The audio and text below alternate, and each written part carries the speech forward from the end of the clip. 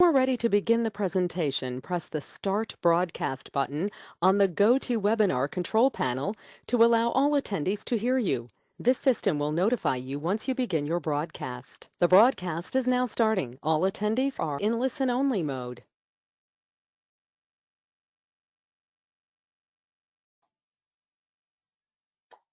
All right, thanks folks for joining us today. My name is Eric Wilkinson. I'm going to be doing this webinar on the put ratio spread. And it is a front ratio spread, despite the fact that the platforms call it a back ratio spread. That's completely different. This is the front ratio spread. You'll be doing this if you build this correctly for a credit. You know, if you walk away with nothing else, whenever you're building a front ratio spread, you should be walking away with a credit. You're adding more risk to one side, so you should be able to eliminate the risk to the other side is the deal with this type of strategy. If it's taught to you any other way, walk away. All right, so without further ado, this is a part of our roadmap to trading options. Basically, what we're trying to do here is give you a sense of we're going down this path of what we would normally do on any given day. We don't go into the day thinking, I need to put on a ratio put spread today. Nobody does that. So what we're doing here at Pro Trader Strategies is we've created a streamlined process for you folks to follow along in order to find the optimal strategy for any given assumption. So it's not just like picking an option strategy out of a hat or a location you think this underlying is going to go to, and then you buy calls for a bullish assumption like that. No, what we need to do is really look at what's going on in and around this underlying and find out what is the best suited strategy to increase your probabilities of success. All right, so without further ado, let's get on with it. Let me get a couple of things out of the way real quick, though. My name is Eric Wilkinson. You guys very well may recognize me from mainstream media as the Wolfman, where I've talked about the economic data, geopolitical environments, how that all comes in to impact some of the markets with my market analysis. I've traded just about all markets from stocks, financial futures, commodity futures, currencies, and options on all these products and just about all market conditions. All right, so with that out of the way, let's get on with it. The ratio put spread, we're going to put this on a shelf for a moment because we're going to go through this process of what, I would think that you or I, especially me, on any given daily basis does. So in this video or in this webinar, we're going to be talking about all kinds of things. Really, what we're going to talk about is the direction. What does that mean? Our directional assumption. That's usually when we're looking at charts, the first thing we have is that directional assumption, whether it's bullish, bearish, or even market neutral. You come up with an assumption. Maybe you have some kind of service that gives you directional moves and stuff like that. Whatever the case may be, however you come up with that directional assumption, that's usually the first step in the process, right? The next thing we have to do is figure out if it is a good destination. And what I mean by that is that underlying option tradable, all right? So yeah, you can go into the open markets and usually buy and sell any stock, and the markets are pretty tight. That doesn't always cross over to the options, okay? Even some of the most popular stocks out there, or companies out there, I should say, like Aon, they have actually really wide markets for the size of, or the size of their stock price. Environment, what I'm talking about with the environment here is the environment is really volatility. And that is one of the key things that we need to focus in on, because that really starts leading us either to the left or the right down this pathway that we're looking, okay? If the environment has high volatility, then we need to take a left. If it has really low volatility, it's kind of like we take a right. So that's what we're really going to start narrowing down, what type of option strategy is best suited for the directional assumption we have. And then once we figure out what the environment is, that's going to lead us to the duration. And the duration is just what option expiration are we looking for, all right? And there's keys to that duration that we'll talk about in this webinar as well. And finally, we're going to be talking about specific strikes. We're going to talk about how much you should be collecting and why you should not be doing this strategy as a debit. So we're going to talk about those strike locations specifically as well. So it's not just saying, hey, you go out there and buy an out of the money put and then, sell a further out of the money put or something like that, or two further out of the money puts. However, somebody online does. They don't usually narrow it down to strike location. And that's something that over my 25 years of trading, I've come to figure out and kind of made those some pretty decent rules in and around all of these different option strategies for these different bullet points. First, I want to talk about a couple of these Greeks. Yes, I know people are probably running for the hills right now, but what I want to say here, we need to understand these Greeks, and I've got some really easy ways for you folks to remember these. So it's not like you're looking at it and you're like, oh God, what is that doing? Why is that there? I should maybe know a little bit more about that.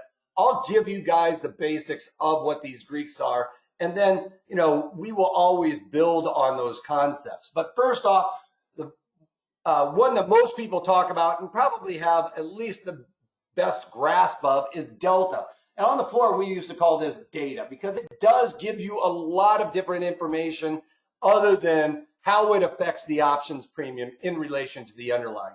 But that is what I want to key on right now. And what we're talking about with all of these Greeks is the assumption is we're moving forward. We're moving higher. We're advancing. However you want to think about it, it's always moving forward, okay? We're never moving back. There's never an assumption where you're moving backwards, all right? Or moving down, all right? So it's always the assumption we're moving higher, moving further. So this is on the first dollar move. So when we're looking at it, and it doesn't matter what this is, we can call this XYZ. I specifically deleted out what the ticker symbol was because I didn't want anybody assuming that it was specific to any one underlying. So we'll just call it XYZ. And we can look at either the calls or the puts. It doesn't really matter, but let's check. We'll take a look at both of them. Delta is in this column, call side here, put side over here. Line of delineation, right? So delta is over here. You can see it's positive on this side and delta is negative on the put side. But let's talk about the calls. So on the first dollar move would be assuming that we move from 148.35 to 149.35. Okay, $1 move, that's our $1 increment higher. So that was the first dollar, all right? That would mean that this 0.45, which is delta, adds into the premium. I held it down too long. Adds into the premium of the corresponding call or put, all right? It's not even, as you can see, across the board. Further away, that delta is much smaller. At the monies, it's usually going to be right around 50. This one just happens to be right in between there. So what we're seeing is a first dollar move higher. We would be able to expect our premiums to then reflect 405 and then 420, okay? So on a $1 move higher, our options premiums would then reflect that delta component in there. On a dollar move higher, that we can see that these premiums, the delta is negative on the put side. That's because as it moves higher, we lose value to the put. So on $1 move higher, we would see 38 cents come out of the corresponding premiums, okay? Now, vice versa, if we move down, right, a negative move to a positive delta over here on the calls would make that a negative delta. So our calls on a downward move would lose value. That seems pretty basic, right? And on the put side, a negative move plus a negative delta makes that positive, right? So on a downward move, we would expect our premiums to increase. And then delta, we've got that. That's the first dollar. Gamma, this is dollar number 2. So gamma just goes with delta. The easiest way to remember gamma, it goes with delta and the second dollar move. So when we have now moved let's say we moved up by $2, right?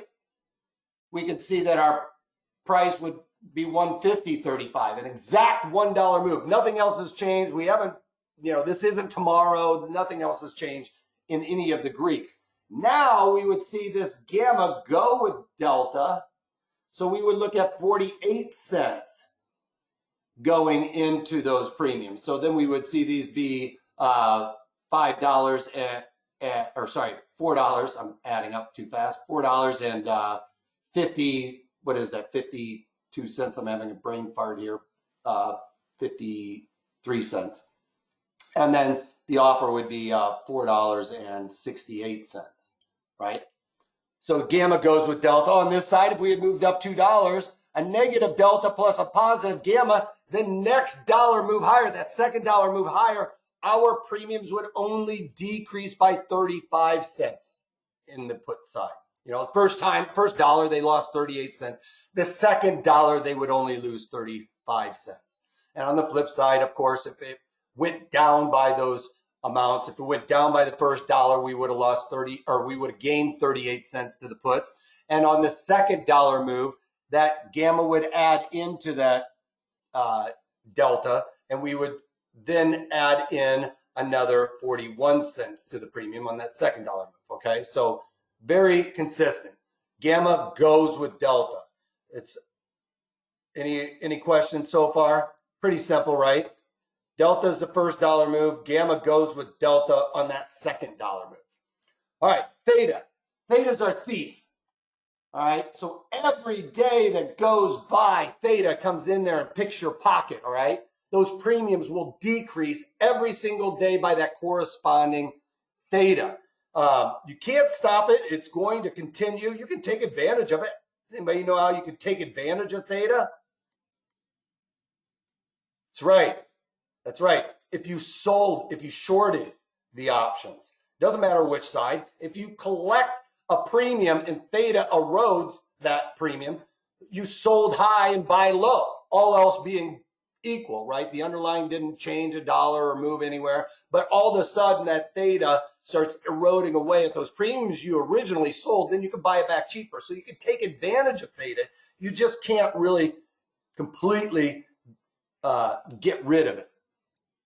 At least not very easily. There are some strategies out there that can isolate it, and that's basically combining different options. But at the end of the day, tomorrow, those premiums are going to decrease according to the corresponding theta. So we've got theta in this column for the calls, theta in this column for the puts. Notice that thetas are all negative. Now, these are not showing a negative theta, but there is a theta component to it. It's probably a penny or something like that. It has to do with rounding errors sometimes, and it gets a little wanky when the markets get really wide. But we can see that theta is negative. So tomorrow we wake up, no matter what else happens, 19 cents is going to come out of that, or sorry, not 19 cents, 6 cents, sorry, 6 cents is going to come out of the premiums tomorrow, no matter what happens. Tomorrow, 6 cents coming out of those puts. So always constantly eroding away at the options. We also can see that theta is not as aggressive to those options that are deep in the money or further out of the money. So the ones that are right at the money get the biggest theta, and theta starts ramping up closer and closer to expiration. It gets more and more aggressive. So theta isn't very aggressive way out on the time option montage, like 100 days out. It's not very aggressive, but the closer and closer we get to expiration, especially inside of like 35 days to expiration, that's when theta starts going gangbusters. All right. So if you want to avoid theta, you need to get a little bit further out on the time horizon in the option montage. And if you want theta to be your friend, then you want to get inside of 36 days to expiration, and that's where you would be selling options premium, okay?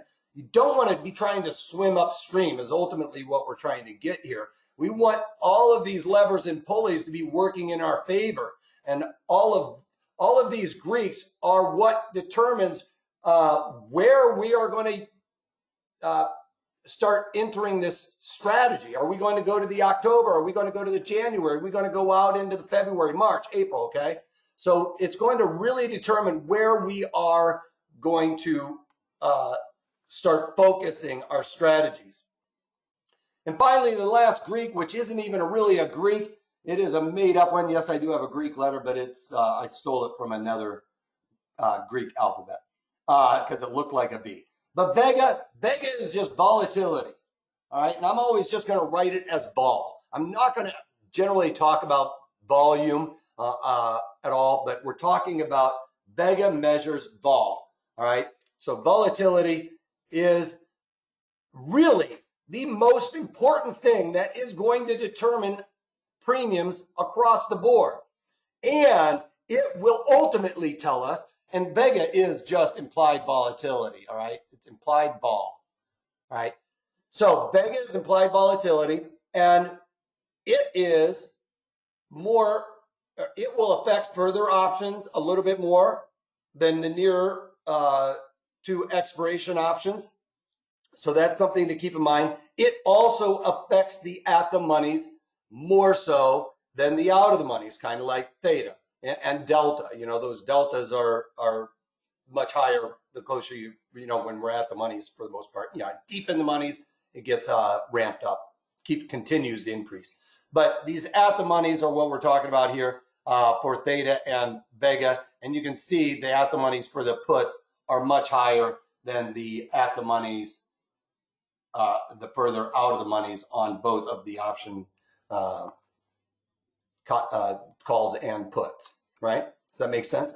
So if volatility increases by 1 percentage point, and that's the measure of Vega measures the change in volatility, and the assumption is 1 percentage point plus 1%. All right. So a 1% increase. It's always the assumption of moving higher, moving up, moving out. So we would be talking about 27.57%. Okay. So that's, can't get my dot in there, but that's basically an increase of 1%. We would be able to say that Vega being positive on both sides, that if it increased by 1 percentage point, the underlying did not change price a penny, we would see 19 cents go into the premiums on the calls, and we would see the puts increase by the corresponding Vega. All right. So those would also increase by the corresponding Vega, every 1 percentage point move. Now, you guys might be thinking, all right, that doesn't seem like very much of a move whatsoever. Well, if you guys watch the daily market commentaries, we saw SPX like spike 10 percentage points, and the next day it dropped 10 percentage points. Well, if this was the volatility for that SPY trade, 10 times 18 cents is $1.80. That is a huge move in these premiums. $1.80, that's huge. And what we got to take in mind, that option contract multiplier is 100. The option contract multiplier is 100 because each one option contract is equivalent to 100 of the underlying. Okay, so that's also a rub with a lot of newer traders, is they're looking at this and they say $3, that's pretty cheap. And they go in there and they do it and they're like, oh my God, it's 300. Well, that's because every one option contract is equivalent to 100 of the underlying. That's all it is. So you got to multiply it by 100. So, I'm saying $1.80 increase in the premiums. Ultimately, that would be $180. That's pretty darn significant. More significant than a lot of times you're going to see. I mean, how many times you'd have to see this underlying move by $5 at a clip to kind of encompass that kind of premium adjustment using just the delta, right?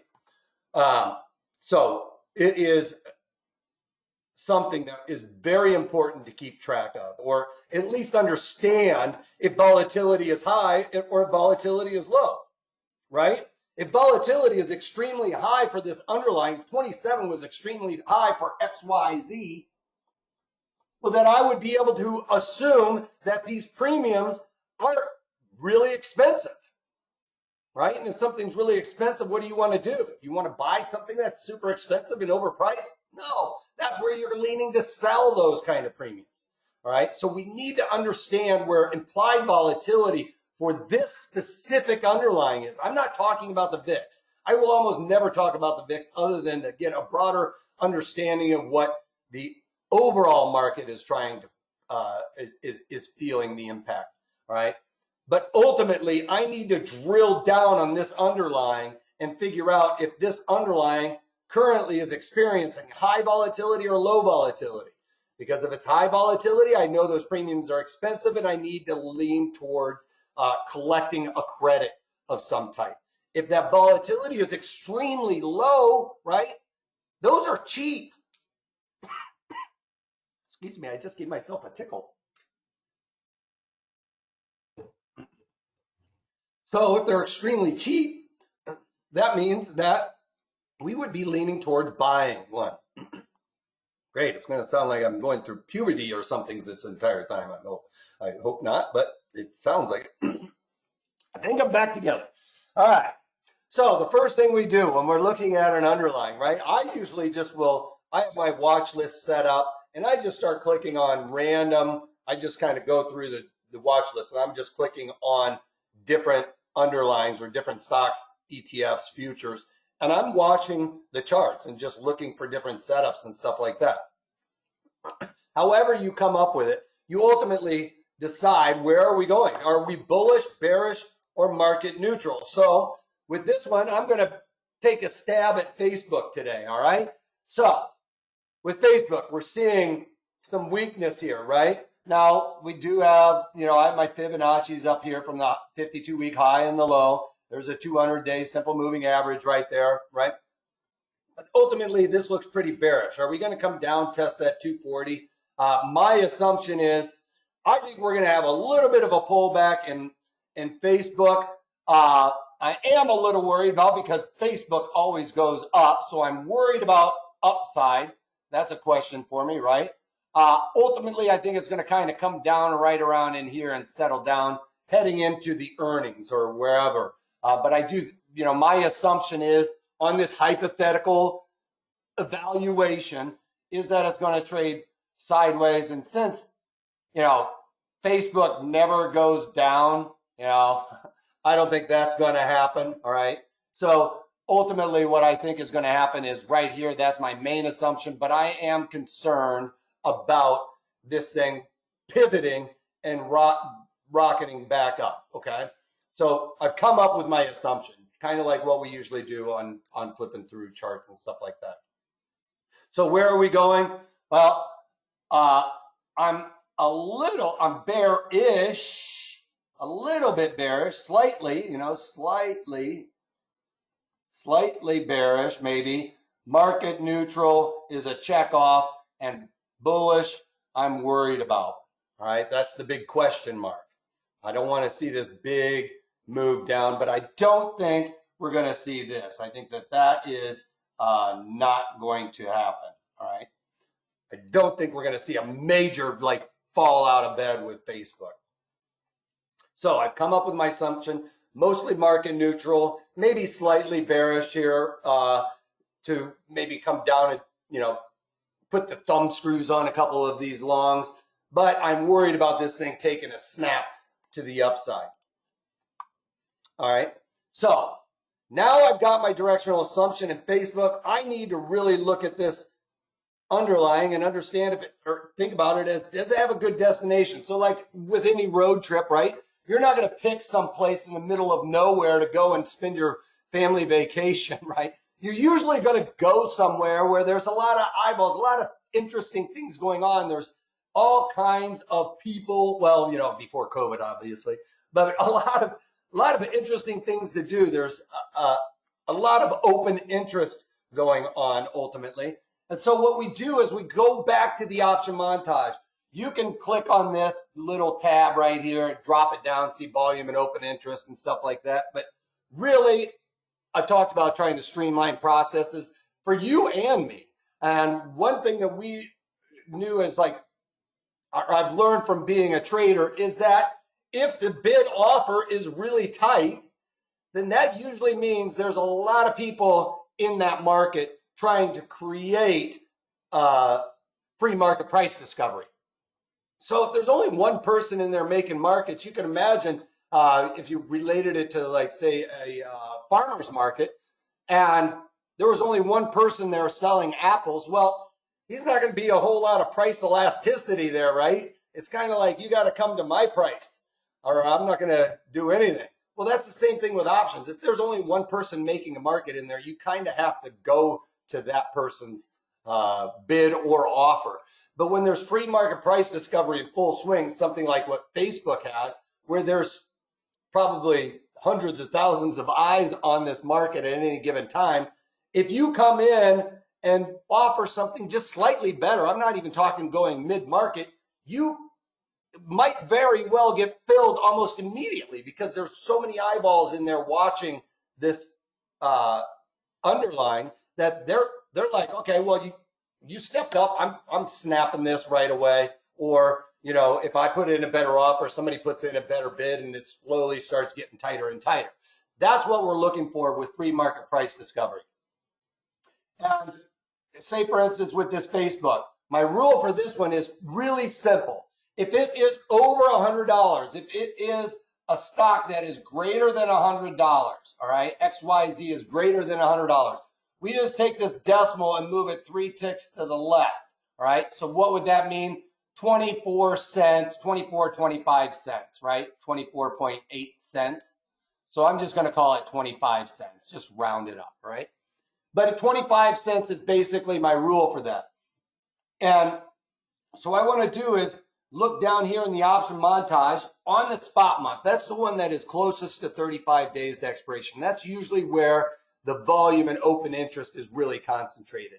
We might be doing something out here on the time horizon further out, but we still want to check the option montage that has closest to 35 days to expiration to see if there's a lot of open interest in this specific underlying. And what we can do is see from the bid to the offer, this is 15 cents, 10 cents, 15 cents, 15 cents. Over on the put side, what do we got? 20 cents, 20 cents, 15 cents. So we can see that these ones that are very close to the at the monies are fitting this rule. It is basically less than or equal to 25 cents. Now, to follow along with the analogy of what just happened there. Follow along with the analogy, of my stoplight here, or of the roadmap. We've got a stoplight. So if it fits the rule, we say that's a green light. If it's a 2 times the rule, we're looking at a yellow light, meaning, all right, we got to proceed with caution here. We've got to make sure there's a lot of these other guidelines that are met. We don't want to get a whole bunch of yellow lights or red lights. Or if we really have a red light, I would say, you know, look for a different underlying to trade options with, all right?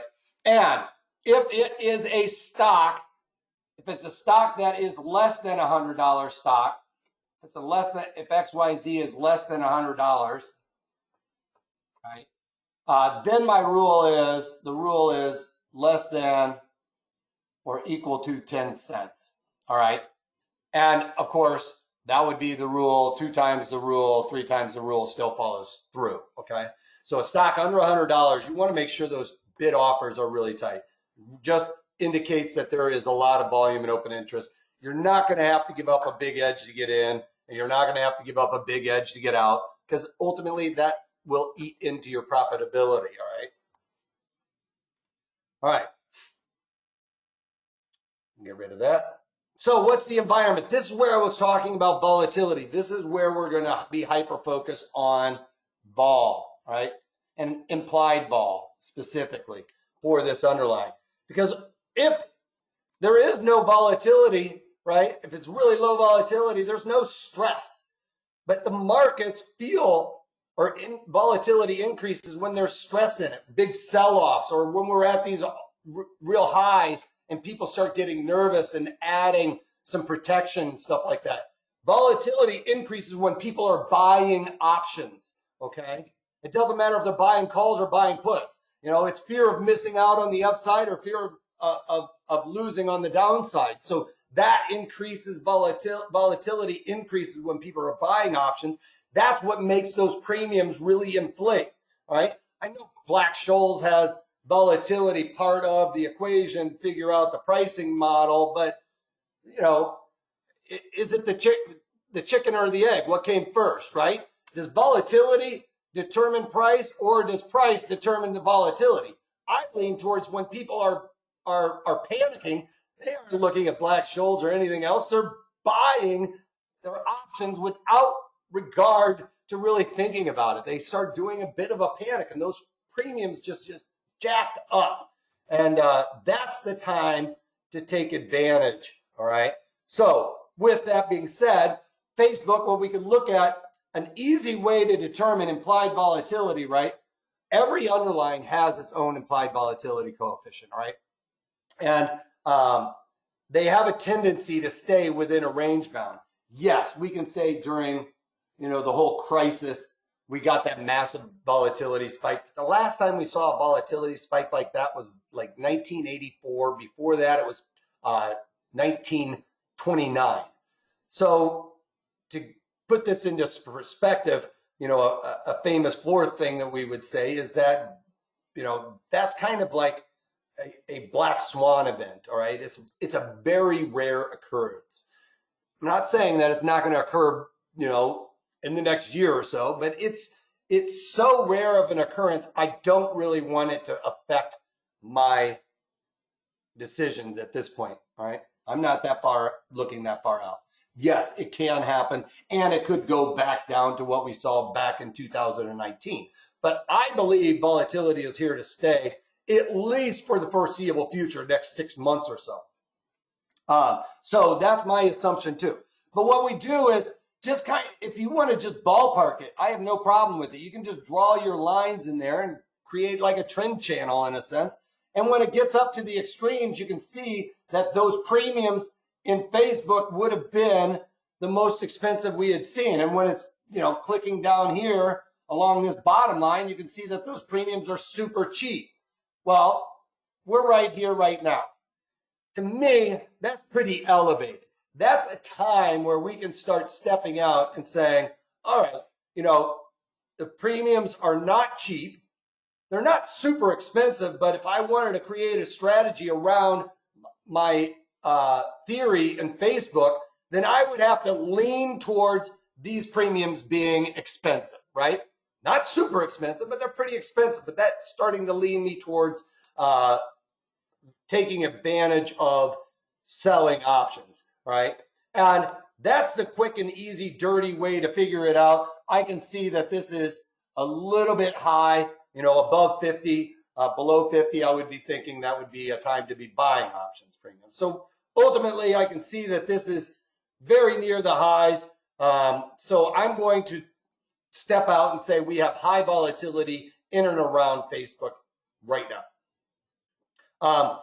And so why does volatility matter? I kind of mentioned this a couple of times, but a visual of it is volatility. If this is vol and it's increasing and this is our premiums, they're increasing.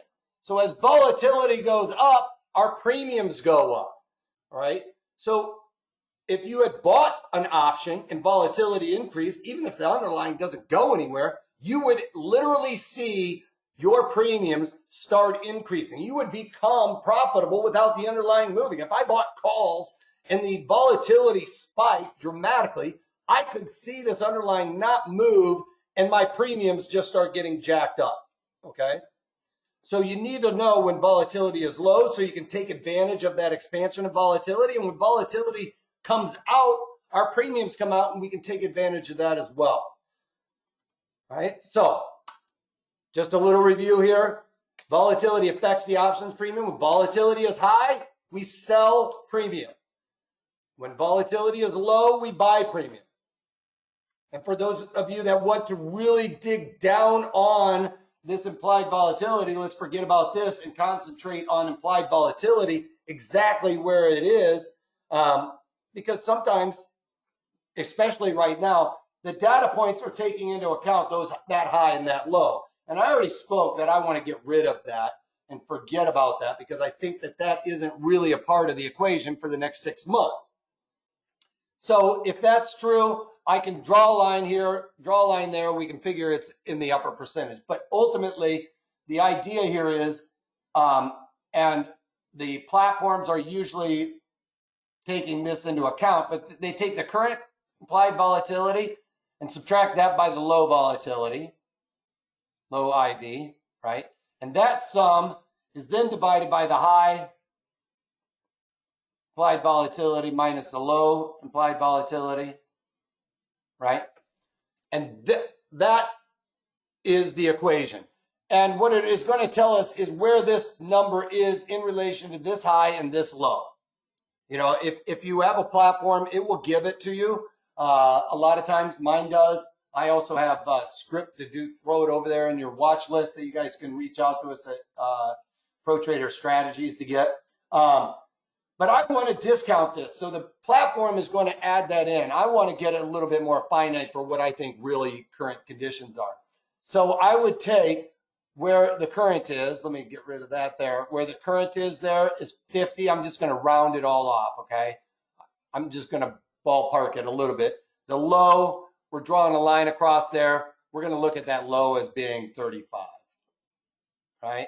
The high, drawing the line across there, that's around 58, and minus the low, which is 35. So again, we're just trying to figure out where this number is in relation to this range. And we come up with 15 divided by 23, and that equals 65%, all right?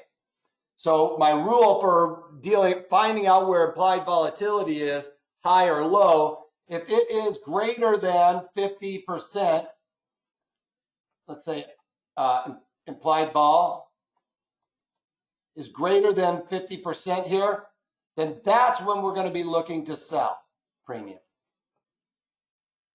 All right? And if it is less than 50%, we're going to look to buy. Buy options, buy premium, however you want to think about it. Okay, now for some of you that are very new to trading, I have no problem with you guys going out there and saying, you know, make your rule, okay, if it's greater than 70 or less than 30, okay, you can do that as well. I have no problem with that, you making that your rule, especially if you have a lower risk tolerance, okay? Newer to options trading, lower risk tolerance, then, you know, increase those parameters a little bit, right? I have no problem with that. I kind of look at it as just above 50, you know, taking into our correlation to doing a roadmap, you know, I would have looked at it as like, you know, if it's right there at 50, I would be looking at a yellow light. If it is the, you know, above 70, then, you know, that's kind of like your green light for selling premium. But, you know, I would not sell if it was less than, you know, if it was less than 30, then that would be an all-time yellow or red light, okay? So you can think about it that way as well on deciding options. But what I'm going to say is with this being at 65%, that is high volatility. I'm going to take advantage of higher premiums with this specific strategy, okay? Close that. All right, so I'm basically saying that we have high volatility for this underlying. All right, what's the duration? I mentioned this at the beginning. Like if we are collecting a premium, I have high volatility. So I obviously think I got to find a strategy that is going to take advantage of high volatility. That means I'm collecting some kind of credit. Well, that means my duration needs to be a little bit tighter. Why? Because I want that thief in the night to come in and steal my premiums, right? Because if I'm collecting a credit, that means I'm selling it high, and I want that thief to help me out and pick away at my pickpocket, right?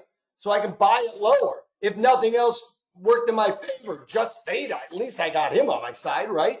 And if volatility comes out, that helps me even more. If I'm smart enough to get the directional assumption, which I'm not always smart enough to get the directional assumption. I don't know anybody who's smart enough to get every directional assumption. then that is the icing on the cake. But what I love with options is I understand I can't pick the directional assumption right every single time. We come up with an assumption. You guys all know what assumptions mean. But the rest of it, if we can get that table turned in our favor on the rest of all of this, then we could become profitable despite being completely wrong on directional moves, okay? That's all we're trying to do is turn the tables into our favor a little bit with these option strategies. And most people don't talk about it that way. They're like, hey, listen to me. You got to watch me. I get I'm batting 1,000%. No, nobody does. Nobody does.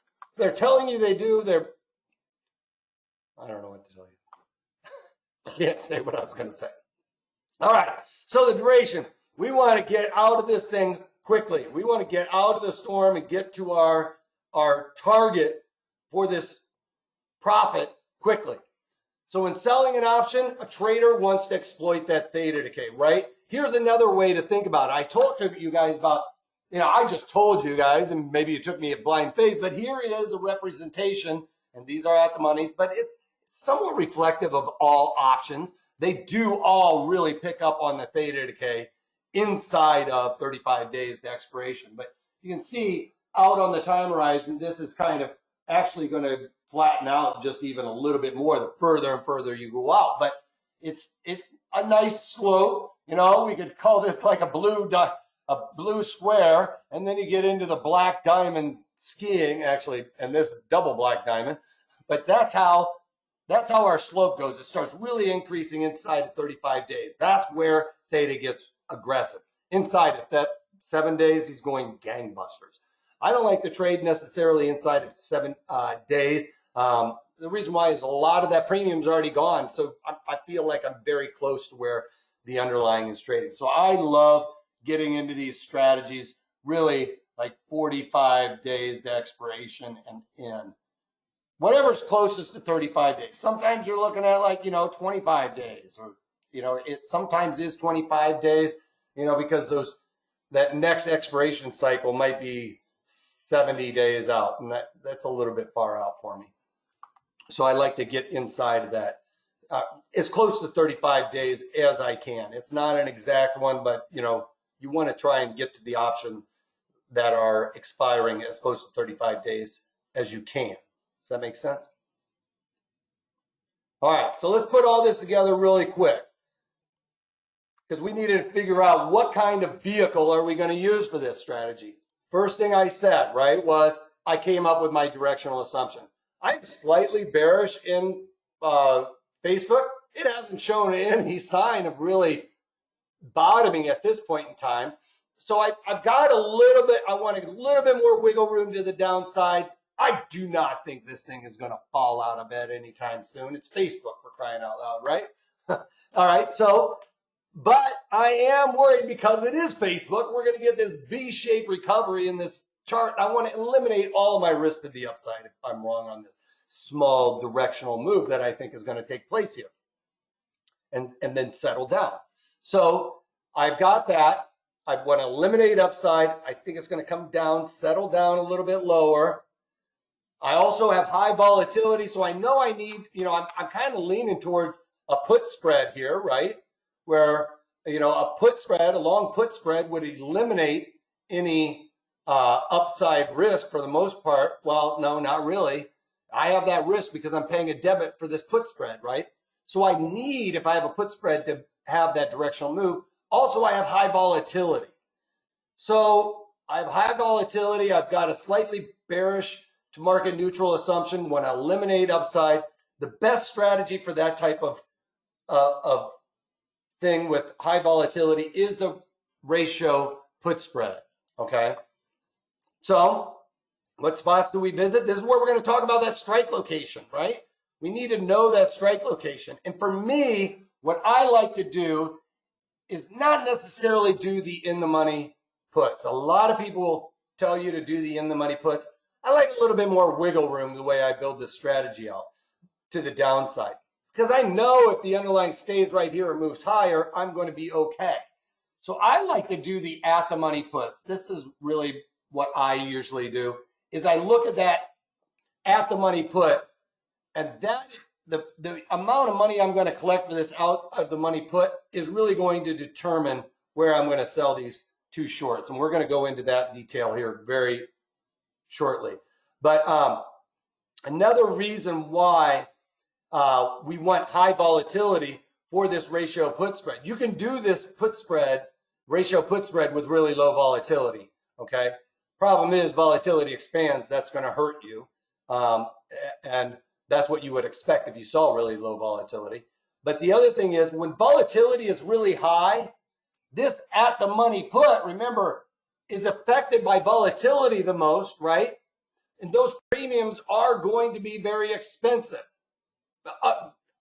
relative to normal circumstances. So I can take advantage of that because when I'm able to make my spread really wide. Now, if I can make my spread really wide and collect a credit, that means I've increased my probabilities, right? I've got a lot more wiggle room to be wrong, right? Another rule of thumb with these put spreads is, and it's not always perfect, but it should be kind of around here. If it's less than a $50 stock, if XYZ, let's call it again, is less than a $50 stock, you're going to have to be looking at somewhere between 50 cents and $1 wide. $1 wide would be a great get if you could get that on a stock that's less than $50. The other thing is like when you go $50 to $100, then it's going to basically be somewhere between $1 and $2.50 wide, and then greater than $100 to say $200, you're going to be looking at $5 to $10 wide. So it kind of follows along in those steps. We're looking at Facebook, which is greater than 200. It's basically greater than 200. So I could start to assume that it should be at least $15 wide, right? Okay. So those are some real basic ballparks. Okay, if you're struggling with this, but I'm going to show you really quickly how you can figure this out. And I got a little ahead of myself there, but we'll do it anyway. Actually, let me pull up the platform. Let's just pull up this platform and look at Facebook. All right, so I don't need to go through this, right? I came up with my assumption. I immediately come up with my assumption. I go over the option montage. I can see it fits my rule. Move it 3 ticks to the left. Yes, out. Yes, no. The reason why is because we're closed, right? And what happens when we're closed? The markets get really wide because everybody's orders are canceled. So you need to make sure you're following this rule of, do I have a good destination, a tight bid ask during open market operations, all right, when that's in full swing. Because you can see that it gets really wide after the close. But let's just pretend that it looks like my screenshot, which is why I took a screenshot during the open market operations, because I know from experience doing these webinars after the close that these markets get really wide. Well, I know from experience that markets get really wide after the close anyway. But having said that, here's another place while I'm thinking of it, current implied volatility percent 44. That's because it's taking into account, and over here I put it over in the watch list because I have the script that goes in there. But we can see, I'm doing this one where I kind of draw the line here, and say, all right, volatility is kind of high, came up with my directional assumption, all that stuff. Now, I want to go back, and I've got my directional assumption. I know I'm leaning towards this ratio put spread. So I like to, like I said, do the at the monies. We're trading right around 145. So that is this one. These are basically the at the monies. I am going to go out there and buy this one, right? Buy this specific one. All right, I'm paying $14. So I'm looking at that. How wide do I need to make my spread? Well, I need to at least collect $14 so I can do this strategy for a credit. Remember at the very beginning, I said, if you walk away from this not remembering anything else, when you are doing a front ratio spread or a 2x1, whatever you want to call it, the ratio put spread, I know that I need to do this for a credit.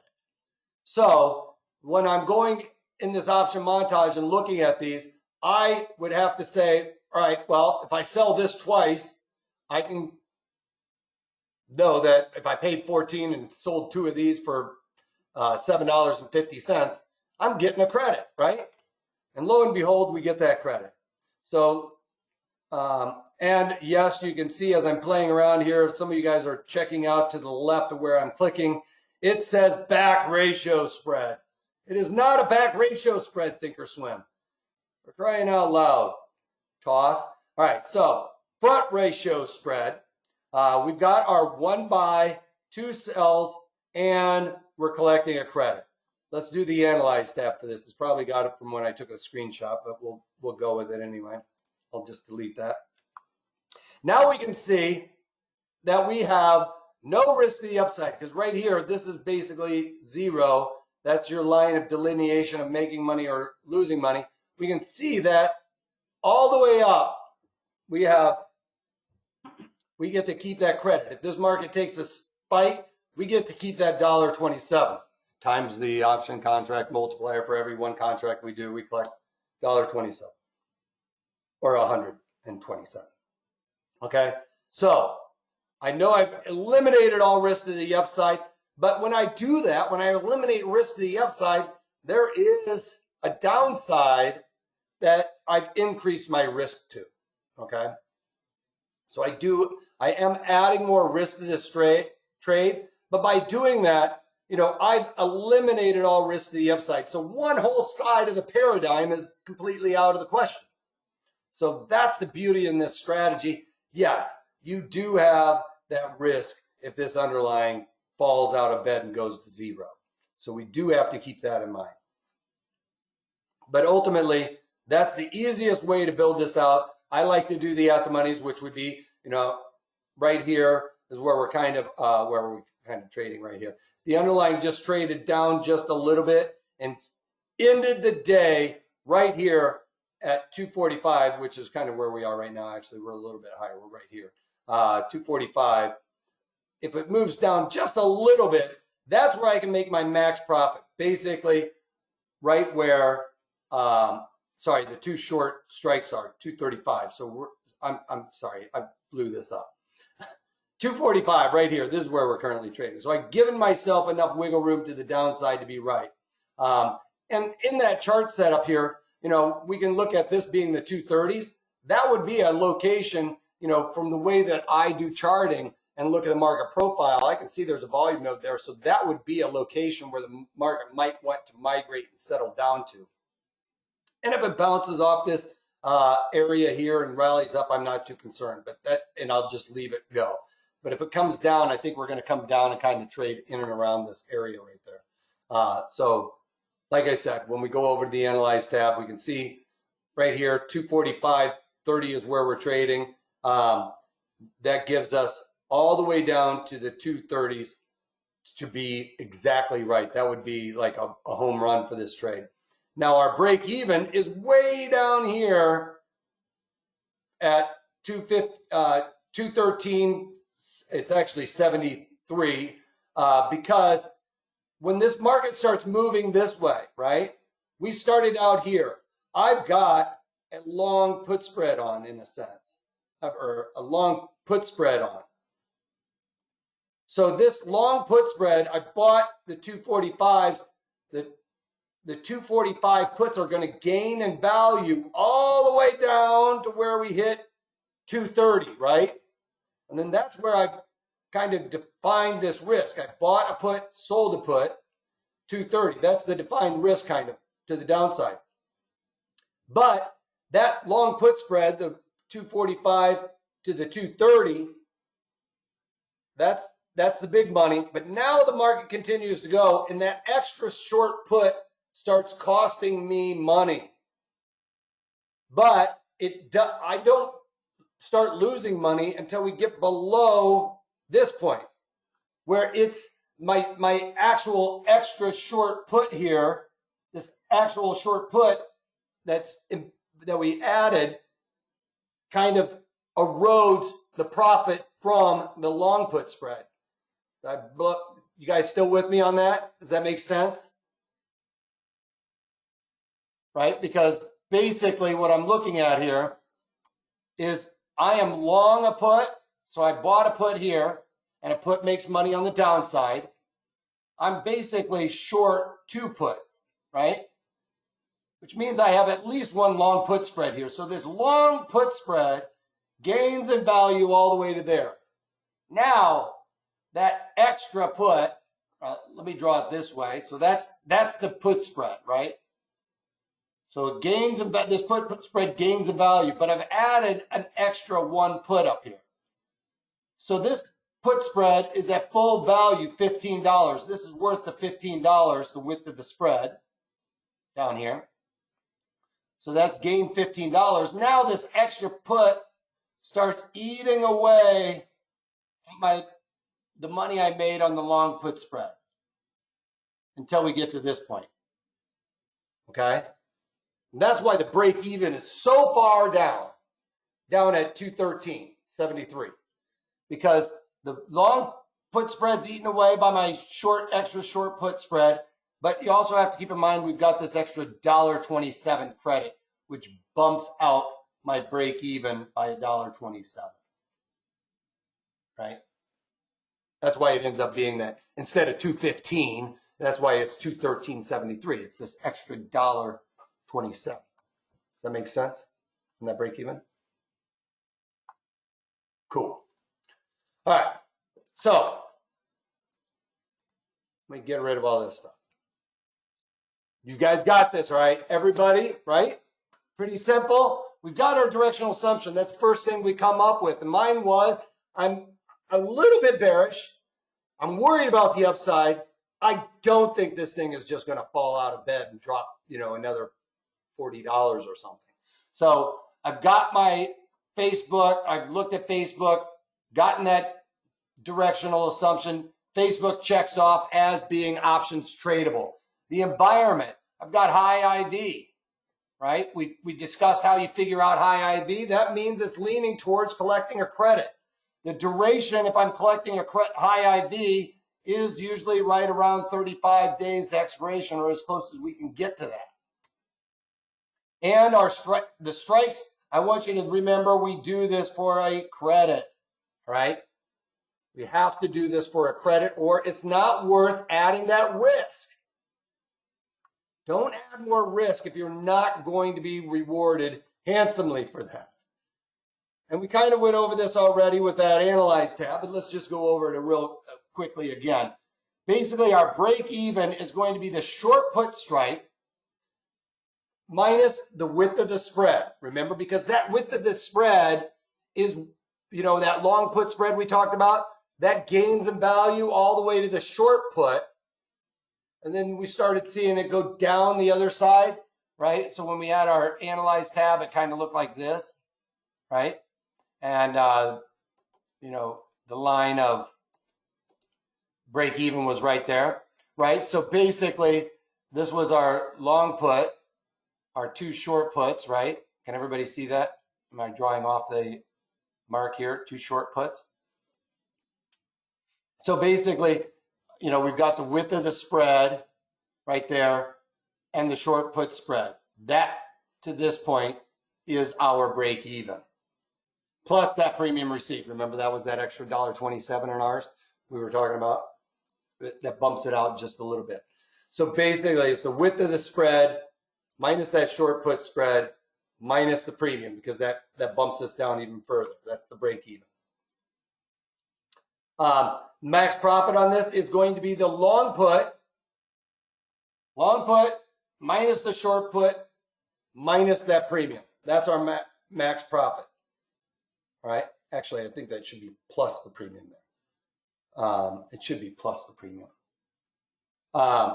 Because we talked about that in this spread down here, when we're looking at our max profit being right here, it's basically from here to here, that's the long put spread, minus our 2 short put spreads, or our 2 short puts, right? And then we got a collection of credit. On this case, it was 75 cents. So it's basically, we could easily figure it out. It's $15, right? The width of that, it's $15 in this case, plus the 75 cents. So that is my max profit, $15.75. Right? That's why I've got that other one wrong. Any questions? Please explain how you arrived at the 230 for your short put. I will. Give me 1 second. I'll go right back to that. All right. So we've got our max profit, and our max loss is basically anything from that break even to zero because of that extra short put. All right. That extra short put continues that downward trajectory. That short put that we did is what sends that, makes that feel like an unlimited risk to the downside. Okay. Okay. I'm going to go back to that here in a second. All right. So right now, what we have is we are looking at the 2-by-1 ratio put spread, right? All right, we've got our strikes. We basically need to do this for a credit. I like to do the at the monies and find my short strikes, and we'll talk about that here in a second. On a winner, if you have a lower risk tolerance, you know, just say 30% of max profit, all right? I like to go 50% of max profit. If there's market rallies, I'm just going to let it, you know, decay and keep that, you know, credit that I built this strategy out. I mean, I get to keep that credit. Market rallies to the moon, that credit's mine. I never have to worry about this strategy. I'm not going to even take it off. But if the underlying comes down, kind of pins right there at my short strikes, that is likely. If the market comes down there and hits that short strike, you are easily going to be at 50% of max profit on this. All right. Now, on a loss, I would look at this and say, you know, if it breaks down and goes below, let's just say a random number, you know, 230, which is that break even, that's where I'm going to just pull the ripcord on this trade. I'm going to get out for a loss. So find your winner, write all this stuff down, you guys. I can't emphasize this enough. Writing this stuff down, like all of these little rules and nuances that you went into this is like, okay, this was my assumption. This is why I came up with it. Volatility was here. These were my strike locations. I'm going to get out for a winner if the underlying does this, and I'm going to get out for a loss if the underlying does that. Write that stuff down, especially if you're a newer trader. And I know people hate to have like all this stuff written down, and I don't want to take the time. But what that will do is it will keep you mechanical, okay? It will take the emotion out of trading. And that is why people are not successful as traders, is because they're not confident. And why aren't they confident? It's because they do not have specific guidelines to follow in order to be successful. And that's exactly what we're trying to do here at Pro Trader Strategies, is make you in a situation where you are successful. And this is how we do it, is be mechanical. Take that emotion out of trading and you will ultimately be successful. All right. Steve, I haven't forgotten about you. We're going to go back to that. Let me get through this because I know some people have probably got to go. All right. These are my 4 most popular courses I've ever done. So if you want to take advantage of this, wait a second. I'm going to give you guys a cut price on this. We're going to do it for $497 today. Here is the link. I'm throwing it over in the chat window right now. We've been going back and forth in the questions box. If you look over there in the chat window, you can click on a hot link to get to this. But it has 4 of my 4 most popular courses. Inside of those courses, you guys, there are, I mean, probably 50 hours of content in each one of them, at least. And it's going to show you how to spot opportunities and exploit those, not just the nuances of options trading. We're also going to go deeper into streamlining your process and finding the best option strategy. You're going to go from basically being a novice to being a guru options trader. If you wanted to ever be a professional trader, you're going to know that you need to take the emotion out of trading. Even if you want to be a successful managing your own portfolio or your own IRA, you have to be mechanical and take that emotion out of it. And I try to teach you guys how to do that with this. And how volatility works, when and where to take advantage of it, much, much more. As a matter of fact, these are the 4 courses that you can take advantage of. I don't have enough time to go through all of it, but basically we will take you from beginning to end on this, basically from a beginner to a very high level type of trader, all right? And again, here is the link if you're watching this on tape delay. If you're watching this live, hit on that hot link that I have set up for you over there. I see your question there, Mike. We'll get to that when we talk about Steve's thing too. All right. Thank you guys all. Later webinars, I'll drill down on different option components, when and where I find them. Again, here is your link. If you have any questions, comments, or ideas for future webinars, please feel free to reach out to us at 310-598-6677 or trading@protraderstrategies.com. Please take a moment to go over our disclaimer. Yes, we're educational. Everything we're talking about is hypothetical. I'm not necessarily going to throw Facebook on tomorrow. One reason is because it's got earnings right around the corner, and I would not do this strategy around an earnings or this far in advance of an earnings. I have specific rules around earnings. You can check out that course as well if you reach out to us at trading@protraderstrategies.com.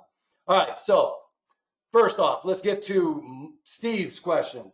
We'll go over this real again here. So let's delete this thing here. Let's get rid of all this stuff. Go back to Facebook. Act like let's go through the whole. I didn't want to do that. I want to delete it. All right. All right. So everybody's clear on. Thanks. I appreciate it. Take care. Options rock. I agree. Thanks for the webinar. Appreciate all the kind words, you guys. If you don't, we're gonna go over this just one more time. So if you guys want to stick around, feel free. Now I don't need to go through our process, right? Like we know we've got the right options, bid offer for this specific underlying, all that stuff. I know I have high volatility. If you have low volatility, yes, this is going to work out. You will be able to do it for a credit, as simple as that. But what is going to happen is the width of your spread is going to be maybe $5 or $10 wide on a $250 stock. We don't want that. Higher volatility affects these premiums at the money the most. So I know that these premiums are jacked full of volatility, all right? So with that being said, by buying this one contract, it allows me to get further away. So I'm just looking at $14, and I know I'm trying to build I've already discerned that I'm going to do a ratio put spread, right? So I know that I'm going to be selling 2. Therefore, if I sell 2 of these, I know I can at least make up for that debit I paid. If I pay $14 and I sell 2 of these, that I know is enough, right? If I did this and I sold 2 of these, well, I did it for a debit. I added risk to this strategy and didn't get paid for it. So for me, that is not worth it. Now, would I shake a stick at you doing something like that and collecting a nice fat credit? No, I wouldn't. That's just not really how I like to set it up. I'd rather, be right, get that bigger max profit potential because I think I'm right. That's usually why, because I think this is going to go down to about 230 or somewhere in between 245 and 230 and settle down. So, with that being said, I want a little bit more wiggle room to the downside. So I want to build this strategy out where the width of the spread is as wide as I can get it and still collect a credit. Okay. That answer your question, Steve? And then Mike's asking, are there any adjustments to this? No, the adjustment is basically this, the ripcord, pull the ripcord on it, all right? If, like with me, when I'm building this strategy out and I'm looking at, all right, well, it gets down around here, that's where I think it's going to settle down. But let's say, I would say, if it broke below, if I'm building this strategy out, say if it broke below 221, I'd be out. Okay. And that isn't even close to where my break even is on this hypothetical strategy. But for me, I would say, it breaks below this, I'd be out. So in that roadmap that we were talking about, you're in, you're out, where we were talking about the this part, right here, I would say, what was that, 221 fib? I'm out. It's not the 221 fib. I know. I'm at the fib that lines up with 221, right? With the 50 Fibonacci, breaks below the 50 Fibonacci, I'm out of this strategy. That's how I would kind of do it. You can't really adjust this because you're going to end up throwing good money at bad money. And anytime you're throwing good money at bad money, you guys, get out, run for the hills, just pull the ripcord, take the loss if you have to, right? There's no shame in taking a loss. Stay mechanical. You break down on your mechanics, then there's shame in that as far as I'm concerned, right? And one way to stay mechanical, I wholeheartedly believe the way to stay mechanical is write these things down. I went into this. I'm looking at a max profit of 50%, implied vol in this one was 63%, I think, or something like that, wasn't it? Right? I'm out on the, 50% fib, 221, something like that. I might even say 220. It's broken it and settled below there. It settles 220. I'm out. Okay. Everybody clear there? Cool. That's all we got then, you guys.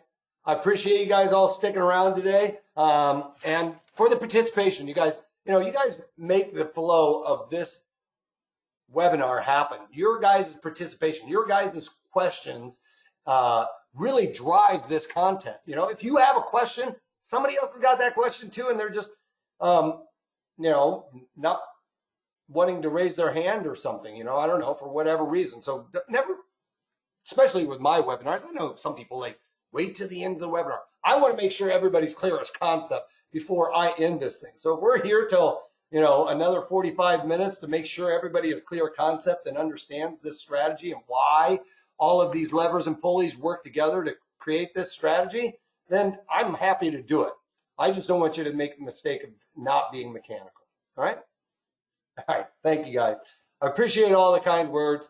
And stick around. Check out the daily market commentaries.